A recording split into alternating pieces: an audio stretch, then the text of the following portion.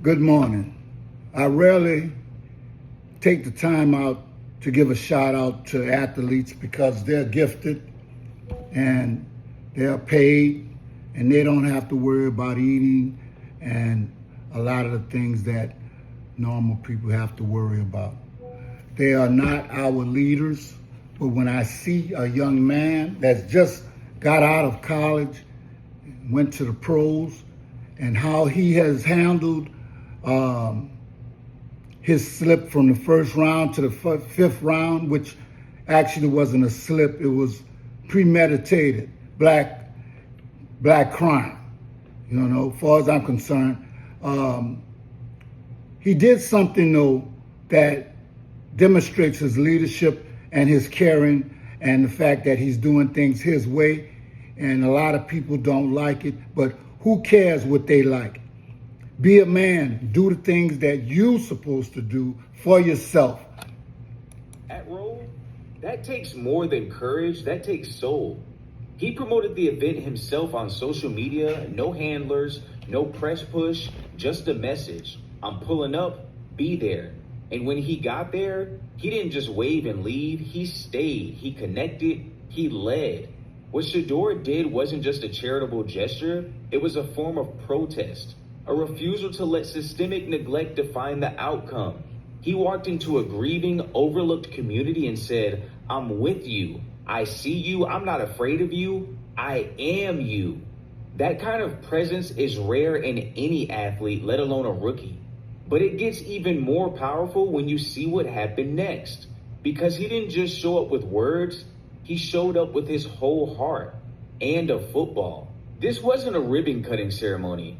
There weren't any podiums, no corporate backdrops, no team sponsored photographers rushing to document every handshake.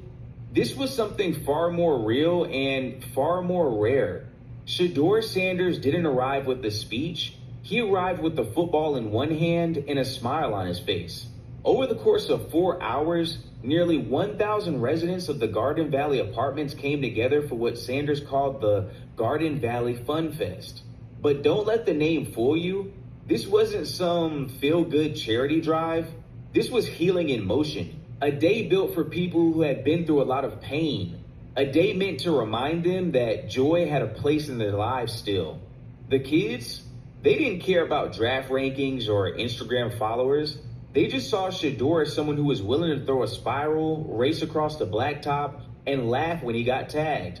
He tossed touchdowns to wide-eyed 7-year-olds. He blew bubbles with toddlers. He danced with grandmothers and lined up for cornhole like he was just another member of the neighborhood. And maybe, for just a moment, he was. He didn't wear designer gear. He didn't flex an entourage. He barely had a security crew. Just a handful of video team members trying to keep up with him as children constantly slipped past to get a selfie or a quick hug. Cleveland Browns teammate Mike Hall Jr. showed up too, but even he knew who the star of the moment was. It was Shedeur. Not for what he did on a field, but for what he did with his time. He gave it freely, he gave it joyfully, and he gave it with humility. But as the DJ spun songs and kids played under the Cleveland sky, the murmurs started again. Why wasn't this on ESPN? Why wasn't this a headline? Why were people, grown adults, mad that Shedeur didn't show up to the ESPYs? The answer would say more about America than it ever could about him. Shedeur'S Sanders wasn't in Los Angeles. He wasn't in a tailored tux flanked by celebrities on the red carpet. He didn't take selfies under studio lights or give interviews to entertainment hosts asking about his biggest moment of the year. Instead, he was in Cleveland, on the blacktop in sneakers, tossing a football with kids whose home had been reduced to rubble. And you'd think, in a just world, that choice alone would earn him some universal praise. But we don't live in that world. As the photos of the Fun Fest trickled out, of Shedeur hugging elders, high-fiving children, sweating under the sun with real people, the criticism began to surface, loud, petty, predictable. Some labeled it performative. Others mocked the idea that a fifth-round rookie would skip the biggest night in sports. A few even tried to twist the narrative, asking if Shedeur was committed to the NFL grind or if he was too focused on media attention. Let's be honest. If this were a white quarterback, handpicked in the first round, showing up in a working class black neighborhood with nothing but a football and a mission, he'd be on the cover of Sports Illustrated by now. He'd have a Nike commercial ready to roll. But Shedeur'S Sanders, he got shade. The irony is brutal. The ESPY's platform, supposedly built to celebrate courage, resilience, and leadership, ignored a moment that embodied all three. Shedeur'S absence wasn't a protest, but it became one. A silent rebuke of a culture that values performance over presence, theatrics over authenticity. He wasn't seeking a trophy. He wasn't trying to restore joy to a community in pain. But to the people watching through a lens of bias, that wasn't enough. And yet, when asked about the backlash, Shedeur'S didn't flinch. Because the young man everyone doubts, he knows exactly what he's doing. If Shedeur'S Sanders felt disrespected, he didn't show it. If he was hurt that national networks barely acknowledged his choice to skip the ESPYs and uplift a shattered Cleveland community, he didn't lash out. Instead, he doubled down on something far more powerful than any social media rebuttal: purpose. When asked about the event, Shedeur'S response wasn't defensive. It was composed, grounded, mature beyond his years. I just wanted a day for everybody to get out here and have some type of enjoyment, excitement, he told local media. Bring the family atmosphere back. And then he says something that reveals more about his character than any stat sheet ever could. Sending money is easy, but you have to actually go out there and be in the flesh. That's a direct hit on the performative charity we see across pro sports and celebrity culture. It's easy to wire a check and post a black square. It's much harder to show up in a neighborhood that's still grieving.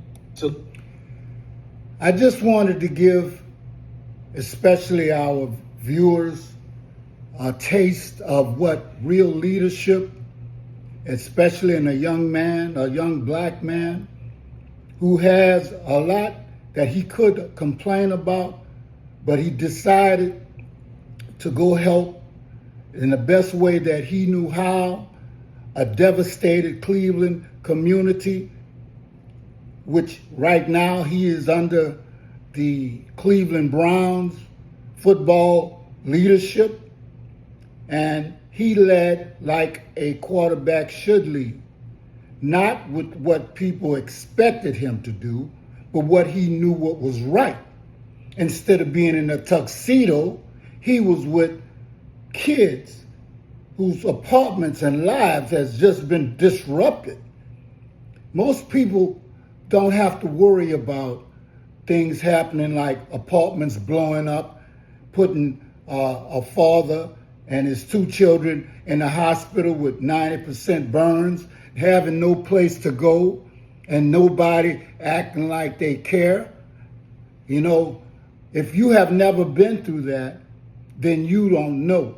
You don't care because it hasn't affected you. So where were their Congress people, their congressmen, their representatives of that district? Where were they?